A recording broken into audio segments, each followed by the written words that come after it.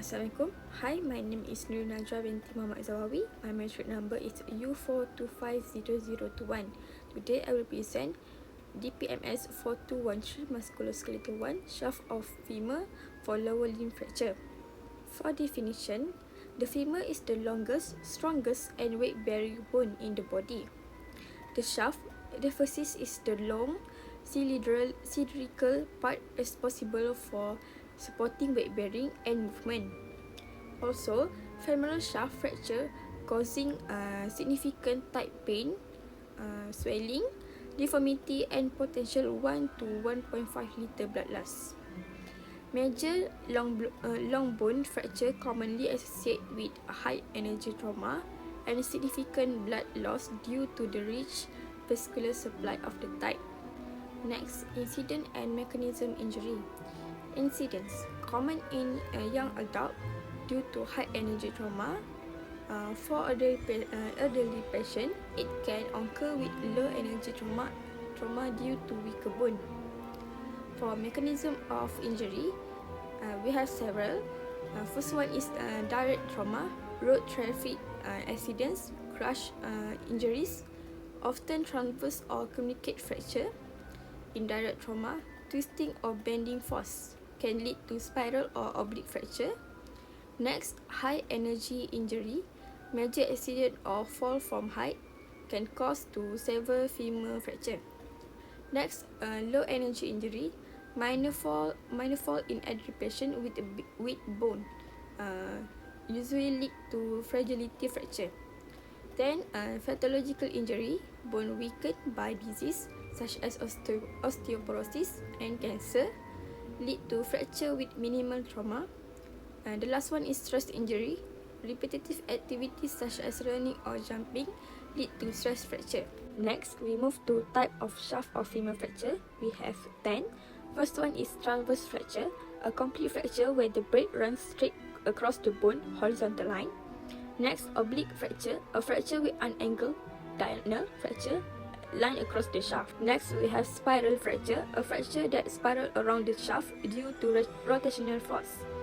Next, we have comminuted fracture, a fracture where the bone is broken into 3 or more fragments due to high energy trauma. Next is compound or open fracture, a fracture where the broken tight bone pierces the skin, exposing bone and tissue to contamination. Next, closed fracture. A closed fracture or a simple fracture is a broken bone that does not pierce the skin, leaving the skin still intact. Displacement fracture, a fracture where bone fragments are no longer anatomically aligned, such as translation, angulation, rotation, or shortening. Next, segmental fracture, a fracture with a complex injury where the tight bone breaks in at least 2 places, creating a distinct, isolated middle segment. Impact fracture, a fracture where bone fragments are driven into each other or compressed together. The last one is green stick fracture, an incomplete fracture where the bone bends and cracks on one side only, while the other side is remain intact. Medical management, emergency care, ABC assessment, airway, breathing and circulation. Next, femur fracture can cause significant blood loss, can risk of shock. Next, IV fluid or blood transfusion if needed. Pain control, neurovascular assessment of limb, temporary splitting or traction to reduce pain and further tissue damage. Next, for surgical management, intramedullary nailing, the most common one. We have metal rod inside bone. It can help early movement. Next, plate and screws for complex fracture or knee joint. 3. External fixator, temporary support, especially severe or open fracture. 4. Conservative, rare in adults, skeletal traction or cuts. During immobilization, the goal is reduce complication, maintain circulation, and prevent muscle weakness. Physiotherapists need to focus on care and exercise. First one, monitor vital sign and wound, prevent blood clot DVT. Next, deep breathing exercise, ankle pump for blood circulation. Then isometric exercise, quadricep and gluteal muscle. Move upper limb or using crutches, gentle hip and knee movement if allowed. Back positioning to avoid pressure sores. For after immobilization, the goal is reduce pain, increase range of motion, increase muscle strength, increase functional activity. So the first one is to reduce pain.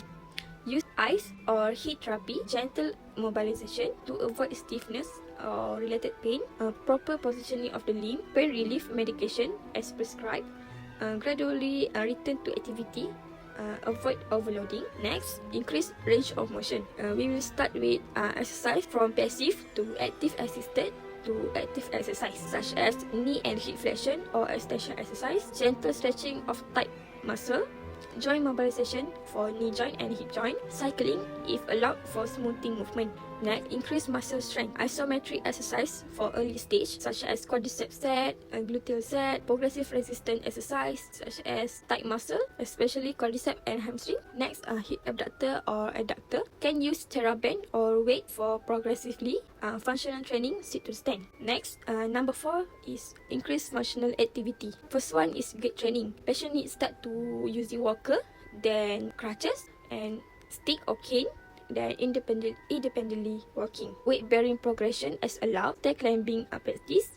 Balance and coordination training.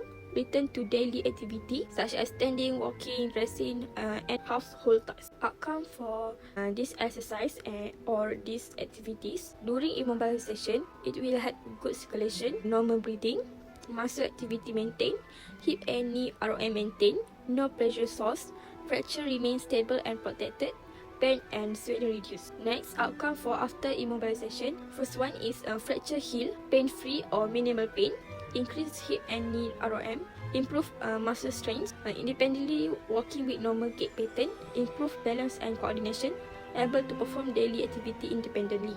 The last one is complication. Complication that can happen during immobilization. The first one is deep vein thrombosis, pneumonia, muscle wasting, joint stiffness, especially for knee and hip, then pressure sore, and lastly is fat embolism syndrome. Next, complication that can happen after immobilization. First one is delay union or fracture heal more slowly than expected. Non-union, fracture fail to heal. 3, malunion, fracture heal in an abnormal position. 4, limb length discrepancy. 5, Byzantine joint stiffness. 6, muscle weakness. 7, gait immobilities. Next, chronic pain, and the last one is infection. Okay, that's all for me. Thank you.